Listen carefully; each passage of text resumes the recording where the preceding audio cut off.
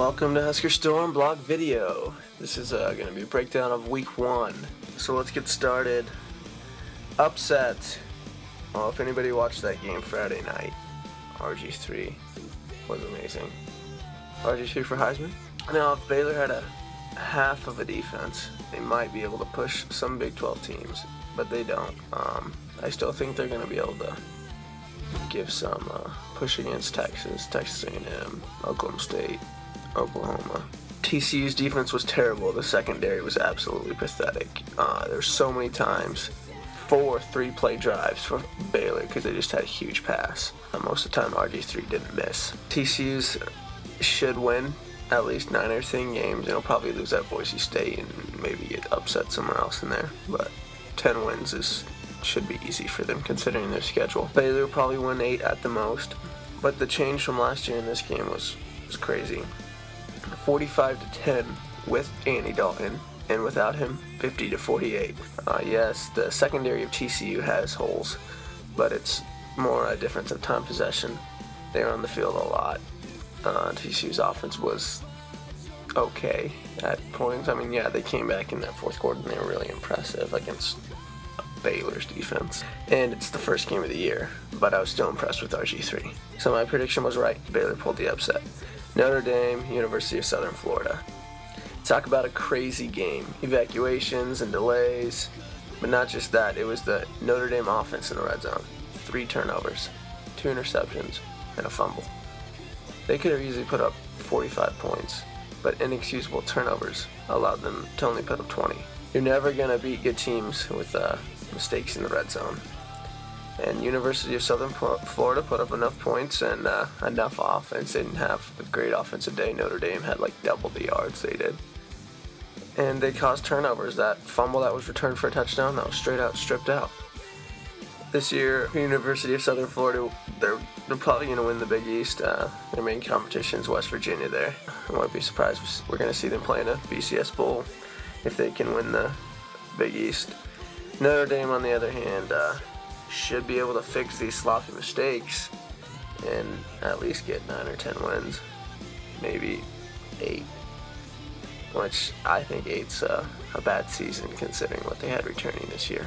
Missed that prediction. I had Notre Dame winning 2016, but Southern Florida got another touchdown. Cause for concern. Well, Auburn against Utah State. What a disgrace.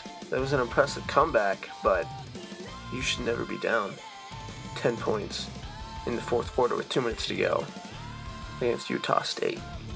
Their defense was absolutely horrible. I mean, you got so much more talent on your team than Utah State. You have so much more athletes. You should be able to cruise past them. And this isn't looking like a good year for the defending champions. They might win 4 games this year, and 5 is probably a stretch considering if you looked at their SEC schedule, it's good team, good team, good team, good team, good team, good. They're all ranked, pretty much everybody in their SEC schedule.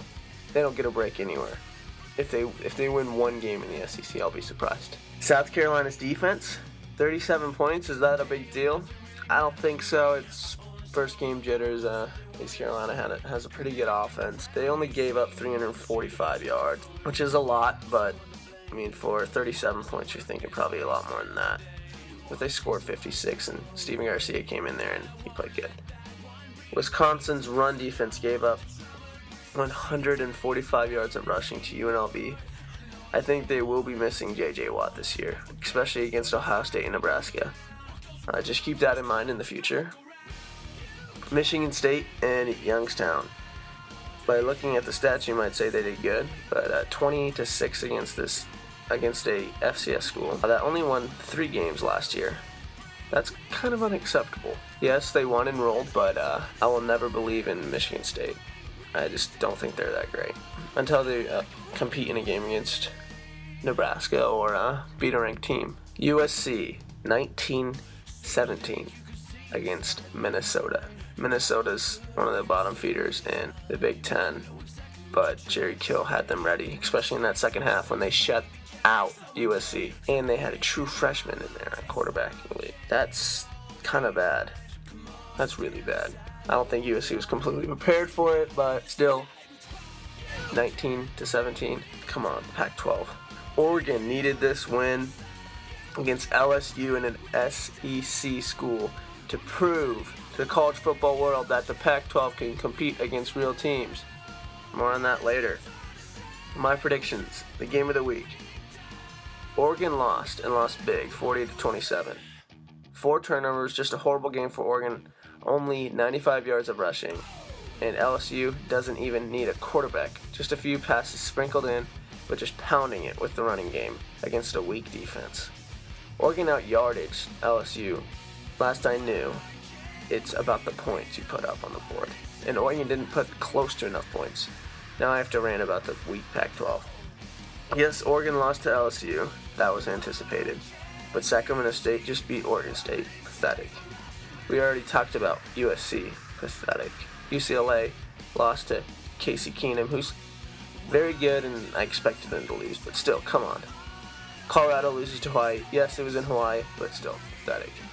Washington struggles against Eastern Washington. Yes, Eastern Washington, I think, won the FCS last year, I'm not sure, but still pathetic. It is just up and down and all around that this Pac-12 sucks. The fans of the Pac-12 think it's the second best conference in the country, while you guys say the reason you have so many teams don't make it to the bowl games, you can't even get freaking 6 wins, is because you play 9 conference games. Yeah, that adds a loss to 6 teams, but losing non-conference games against FCS schools? Come on, give me a break. Pac-12 is probably the 4th best conference. Maybe as bad as the ACC. No, that's a little bit stretch. Maybe this year though. Maybe not as bad as the ACC, but still.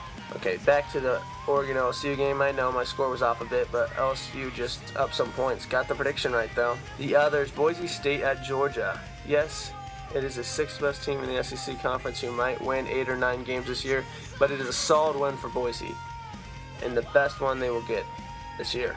A lot of people thought Georgia was going to win that game. I didn't think so. I was right. Kellen Moore always impresses. Maybe we'll have a chance to play against a real defense like Alabama, Oklahoma, LSU, Nebraska in a bowl game or something. I would like to see that, but nonetheless, impressive. My prediction was slightly off, but got the team right as Boise won. 10 points off the Badgers score. Got the UNLV score right. Just underestimated the Badgers offense, which you should never do. Just ask Indiana when they scored like 83 points off of them. Virginia Tech. I missed that by a lot. Got the team right though, of course. Virginia Tech, Appalachian State. How are you gonna miss that? Texas A&M. I said Texas A&M was gonna win. I said 34-24. It looked like a close game for a while. It was 20-14 or something, and then final score was like 44-14. They just split it open, and SMU, their starting quarterback looked horrible, and he got pulled. Brought on the backup, he did better, but then he just got shut down. Texas A&M's running game looked good. Their defense looked good, but good against SMU. I would say it was a good week for me, 6-1. Next week will be some a little bit harder predictions. Last look of this week is Nebraska. No need to look at the defense. There were still some holes like linebackers pass coverage, but that will change, and this defense will be championship caliber. Well, I think it already is. There's little holes in the run game, like last year, where teams were kind of running the ball on us a lot. They'll take care of that. The offense is what needs to be talked about. There were pretty much no cards shown in this game. Like in the backfield, the only formations I saw were 4. Now there's other formations because they had tight ends in different positions and wide receivers in different positions. There's mostly I form, a lot of pistol, and some shotgun. I just saw a bunch of speed options, some triple options. It's really boring to watch. I mean, really boring to watch. There's no zone reads and very few glimpses of greatness, and a lot of team art from last year. He likes to stare down receivers. Doesn't really look down his progression. Now there was one time I saw him look down a few receivers and get a good pass off. His passing wasn't that bad. There was only a couple passes where he really missed, but Brandon Kinney dropped 2 passes and Unwan dropped a pass. Those guys have to step up and catch the dang ball. But he was much improved in some areas. Big Ten game at night. If this was a sneak peek to a movie, I probably wouldn't watch it.